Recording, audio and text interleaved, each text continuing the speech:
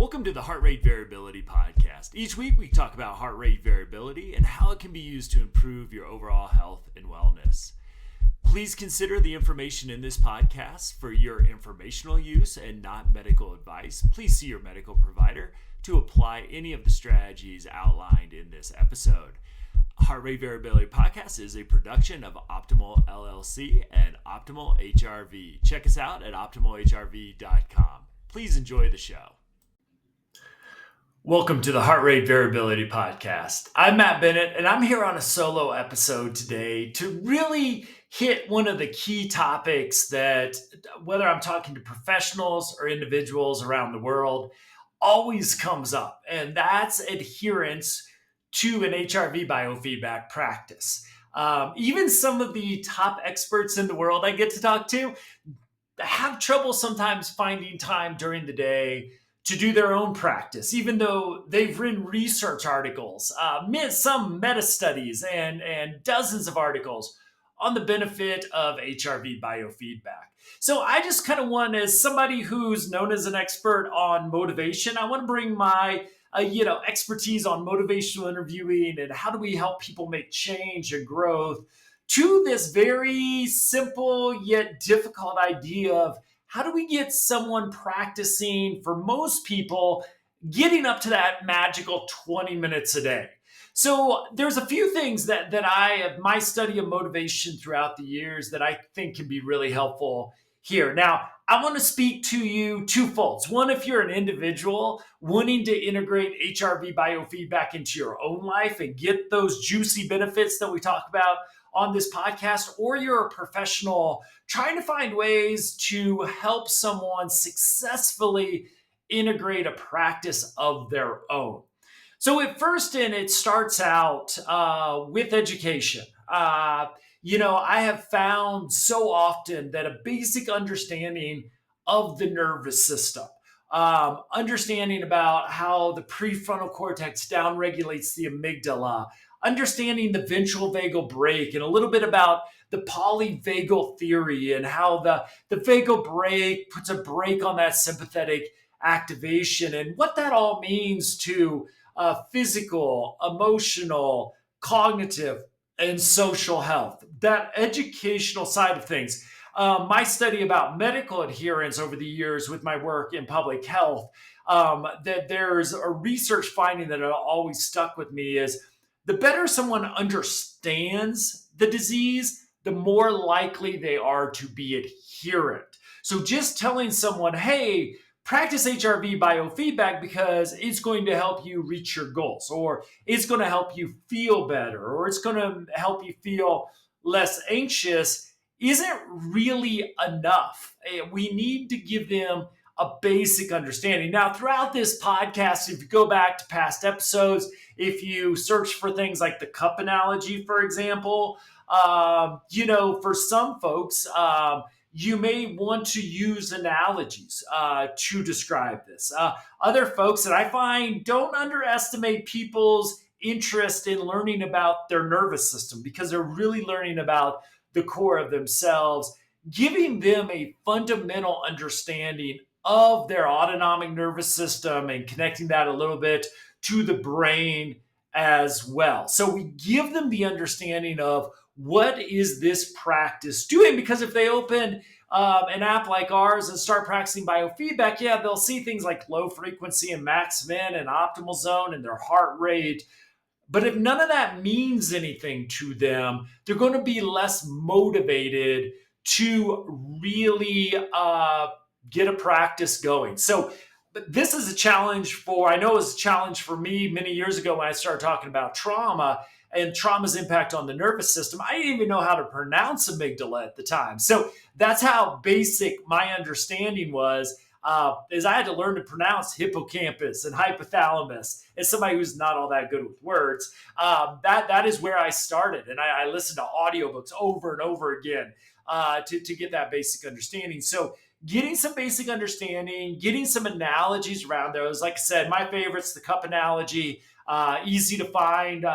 If you can't find it in your podcast screen because it was 170 episodes You can go to YouTube and find it as well. So that basic education challenges us to have some of that knowledge ourselves. The second thing is to really connect it to the outcomes. For example, if you're listening to a heart rate variability podcast, how do you want to position HRV biofeedback to as part of the life that you want to live, to help you reach your goals? So, a lot of professionals may be working with folks on anxiety or depression, relationship issues, just overall health, maybe fighting inflammation, heart health, gut health, all these things that HRV biofeedback, we know through research, really improves.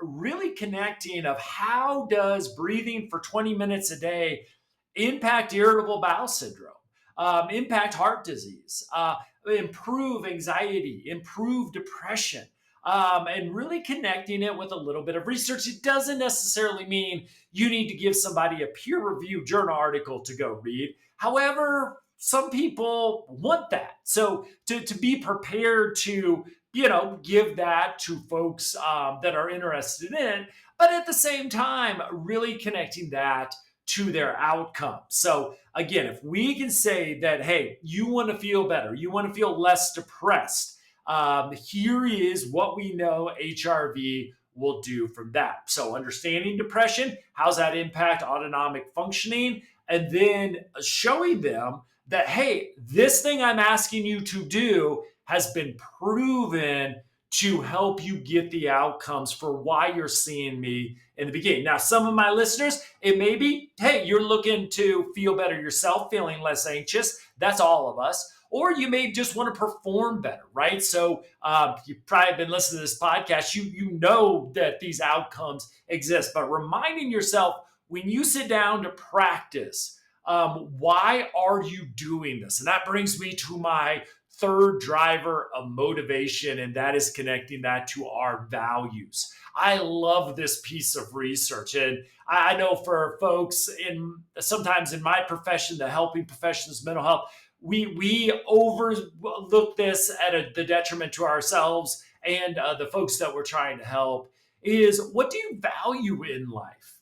Again, there's outcomes maybe of why they're seeing you or outcomes that you want to get, but how does better performance, lower anxiety, better patience as a parent or a spouse or a teacher, whatever your role might be, how does that help you live a life more aligned with your values? Now, this takes getting to know somebody. I know the coaches out there, the mental health professionals, and others, some of you do this automatically. Of course, you're getting to know the person. You're building that rapport. You're building the trust. You're building the relationship. So you're looking for, okay, what motivates this person in their life? What's the rules that they live their life by? Who do they strive to be? And then again, we're positioning HRV biofeedback right in there. So we don't want to just do one of these things, right? We build a basic understanding of autonomic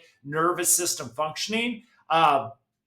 We really look at sharing some of the research of how this is going to help you reach your goals, whether it's you listening and wanting to reach your own goals, or again, a lot of you, I know, professionals working with others to reach their goals. And then how does this help align with their values? Now, here is the thing that we learn from motivational interviewing is that when I start to understand that I'm not living a life aligned with the values or what means the most to me, like again, if I want to be the best spouse possible for my wife and I realize my anxiety is really preventing me from do that, or my anger is really making me struggle to be the parent that I want to be, that creates discrepancies that there's the life we want to live and then there's the life we're leading. And if those things don't match up, that creates this feeling of cognitive dissonance, and that's uncomfortable. That's where we realize our behavior is not allowing us to be the person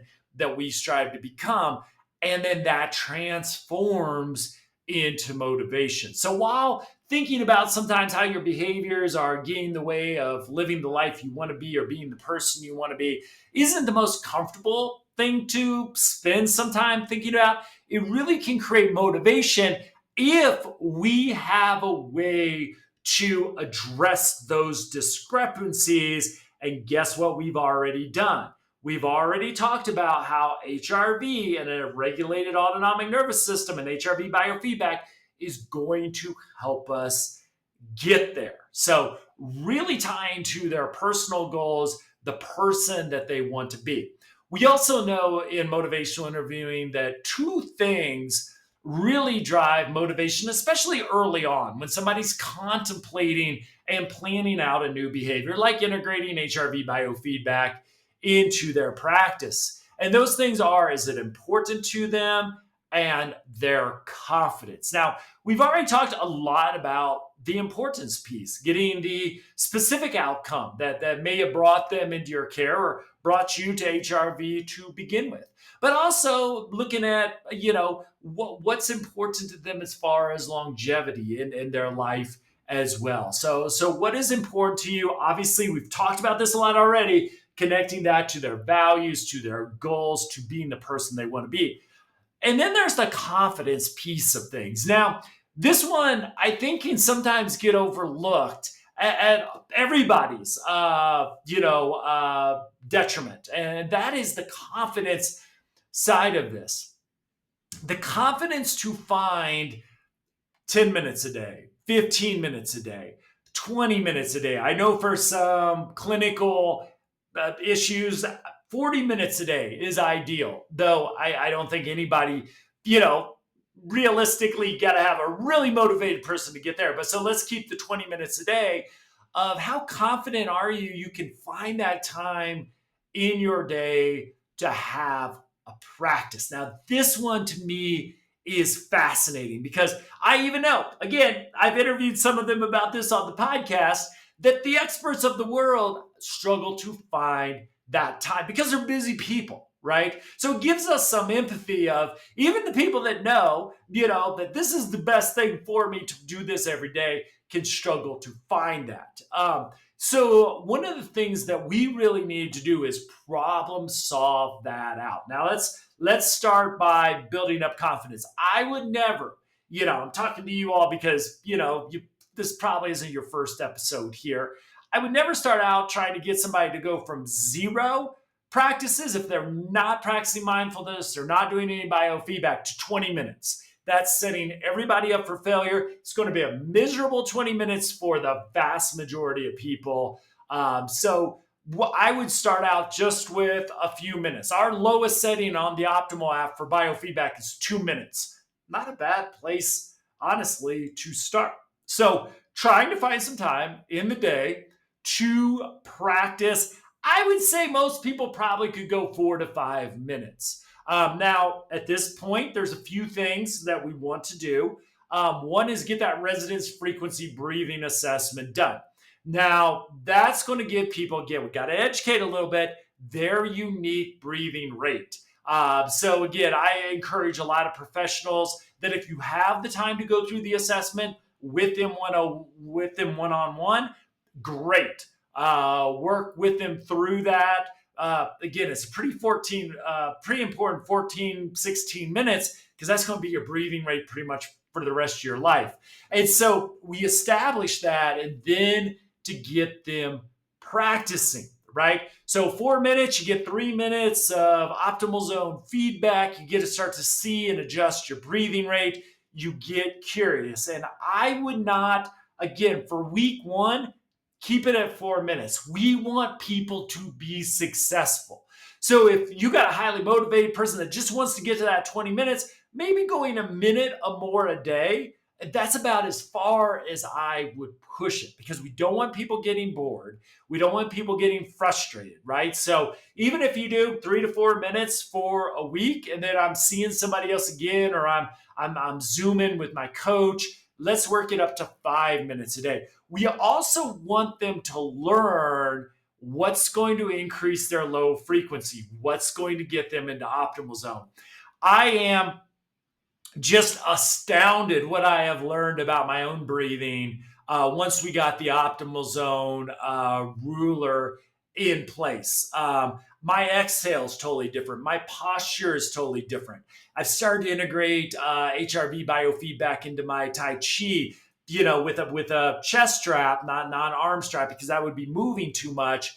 And learning about how to breathe to stay in optimal zone during these practices. So just getting people to, hey, 4 minutes, turn off TV if that's okay for you, sit in an upright position. Again, getting that little 4 minute practice in, getting success, feeling good after that. The optimal zone will probably be giving most people some positive feedback as they go through.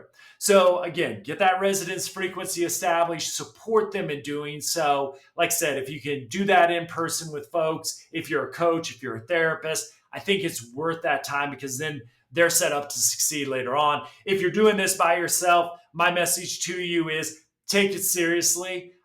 Make sure you have basically 30 minutes of quiet so you can take a little break in between if you need to, but really get that assessment done, get that resonance frequency breathing rate there.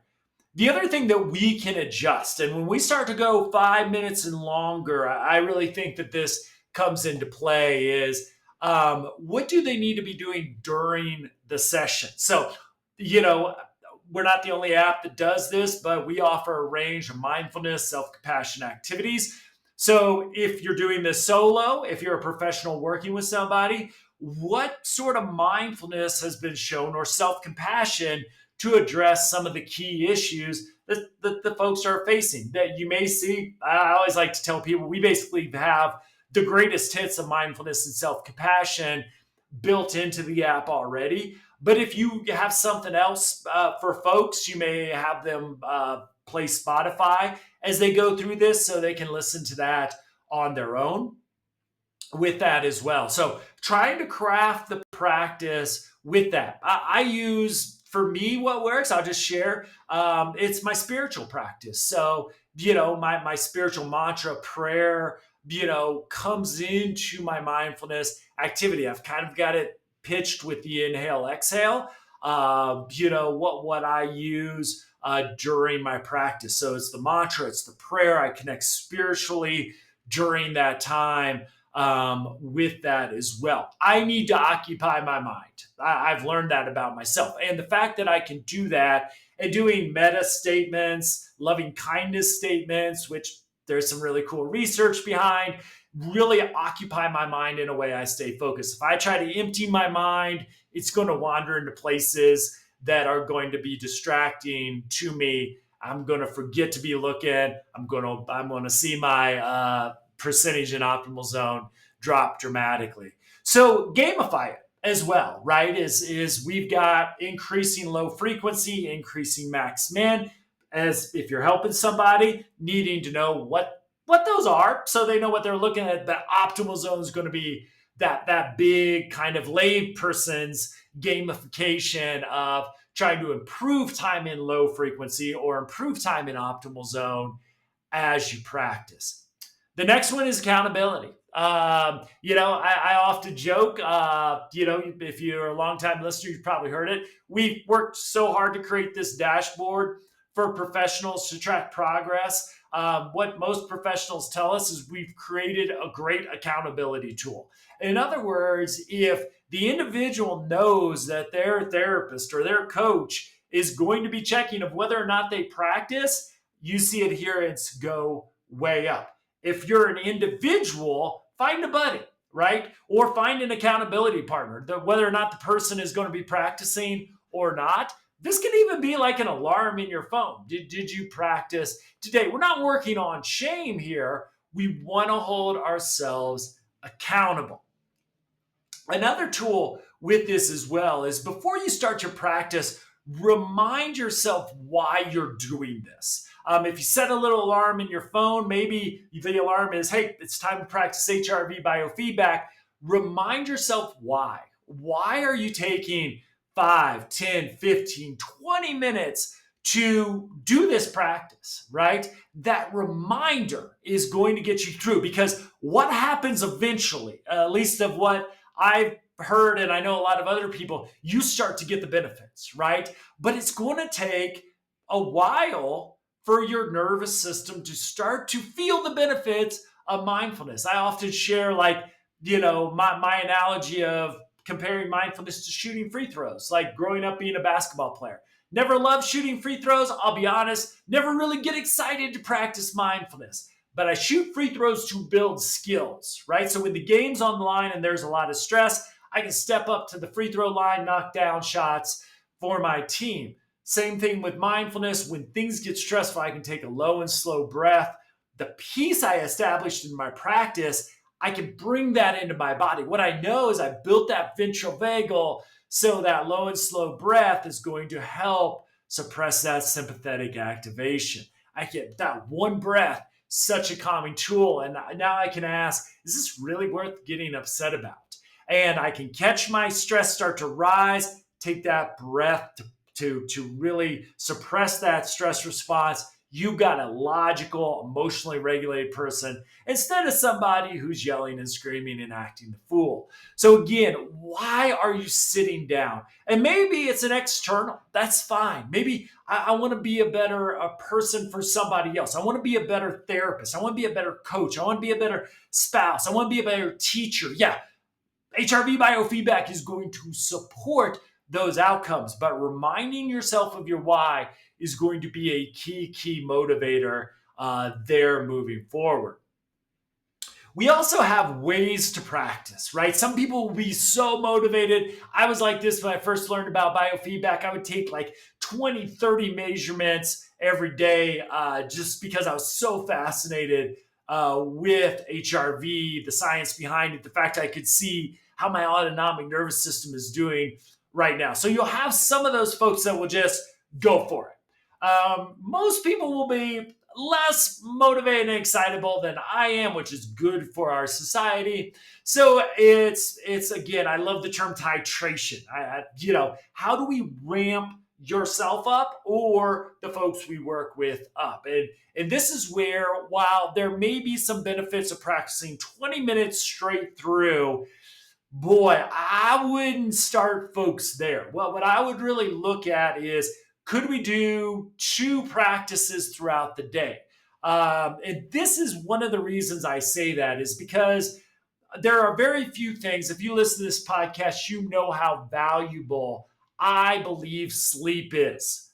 Sleep's really the best thing you can do for all the systems in your body, including your HRV, including your autonomic nervous system. But can you set the alarm 10 minutes earlier to get that 10 minutes of time before the kids wake up, before you've got to make breakfast, before you check emails, to have that time to breathe? This is why I like 2 practices a day, because we're not asking people to wake up 20 minutes earlier, maybe just 10 minutes earlier, right? It's cutting that time in half. And then maybe sometime before bed or another free time throughout the day, can you get another shorter practice in? So instead of 10 straight minutes initially, maybe it's 5 minutes. I work my way up to 6 or 7, and then I'm going to go to 2 5-minute practices throughout the day. So trying to break those up and really trying to find a couple things here with motivation, repetition, time where you can build a habit, right? If you do this every day before work or when you wake up in the morning, you're going to build that habit. Then trying to find another time. So I do mine, and I've just got to own the fact I don't have children. I want to own that. That makes this so much easier. I don't even want to use myself as an example because I don't have to get kids off to school. That takes your whole day. That's why waking up 10 minutes earlier is probably, the good strategy for folks, especially with kids. So really looking at, I do it before work and then I do it before I go to bed. But, it's kind of like when I turn off television after the basketball game's over, or we've watched TV, and then I'm going to do 10 minutes of HRV biofeedback before bed. I think for most people, this is a good strategy. Not for everybody, but for most people, because you really get that benefit going into sleep. And for folks with anxiety, and just poor sleepers like myself, my ability to go to sleep practicing HRV biofeedback for 10 minutes at night, really focused in on it. Again, connecting spiritually, calming. I just find my time from going to bed to sleep has been cut drastically. Rarely am I up, an hour or 2 hours later, which previous iterations of Matt has really struggled with that. So trying to find time to build habits. Maybe there's a little break at lunch that folks can do this. I wouldn't start out, with at the car ride or a commute. Maybe eventually, if that's safe, they could do a little bit of that practice. But we really want people initially at least paying attention to that inhale, exhale, and safety first. So if you do it while, driving, you've got to be really good at this before you do anything like that. So be very careful with that. But trying to find times throughout the day. Maybe you park your car and you're in your car before you go in and be a parent or whatever, and you get to practice that 10 minutes of breathing. Prioritize your health, prioritize your wellness. Again, you're doing this for a reason, right? And remind yourself what that reason might be. And then celebrate, right? This is the thing is I can tell you people that I talk to in the AAPB world, the biofeedback, the neurofeedback world, not all of them are doing their own practice, right? And this is the reality of it. And you don't have to be doing your own practice to be a great biofeedback person, though I probably think it helps make you a better biofeedback person. But really celebrate, right? Give yourself credit. Remind yourself at the end of it, not only why you did it, the why you did it will get you sitting, breathing to begin with, but what benefits you will keep getting from this. If you want if it's a mental health issue, just remind yourself of that research. If it's physical health, remind yourself of the research. Give yourself credit for doing something that's going to allow you to live a better life. So, in motivation, we talk about the stages of change. If you're listening to this, you're probably at least in contemplation. That's when we think about it. Again, that's where the education is going to help. Talking about the nervous system, that's where how's this going to allow me to be the person I want to be, address those discrepancies. Preparation, this is really where you come up with that plan of how to integrate this in. So starting out small, as you get bigger, maybe at some point getting ready to break that up into a morning and an afternoon sort of practice, and then really building it into a habit. I remember I got a vaccination, and just for some reason, my immune system hates vaccinations. So I'm always miserable the next day. And I got the shingles vaccination with my immune system hated. So I was just fever, just a mess. And I just it was one of the first times in a long time I just couldn't do my biofeedback practice. And believe me, I know it probably could have helped, but I could barely watch Netflix. That's how bad I was feeling.